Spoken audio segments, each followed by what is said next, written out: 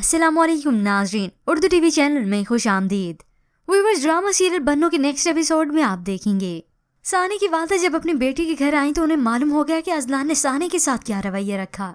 انہوں نے تو پورا گھر جیسے اب سر پہ اٹھا رکھا ہو۔ اپنی بہن کو الگ سے دھمکی دینے لگی، اذلان آیا تو اسے الگ سے دیتی ہیں۔ یہ میری بیٹی کی زندگی کا سوال ہے، دکھ سہنے کے لیے تو شادی نہیں کی تھی میں نے اس کی۔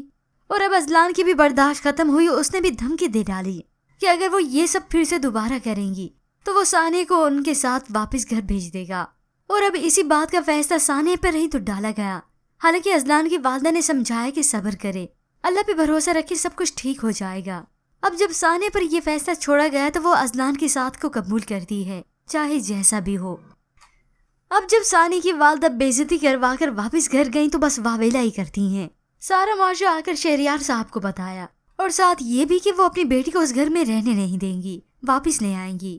تو بینا دروازے کی اوٹ میں کھڑی یہ سب کچھ سن لیتی ہے، جس کے بعد اب ضرور وہ اذلان کو اپروچ کرے گی تاکہ اسے سمجھا سکوں۔ مگر اس سب میں اسے اندازہ بھی نہیں کہ اس کی زندگی کے ساتھ کیا ہوگا۔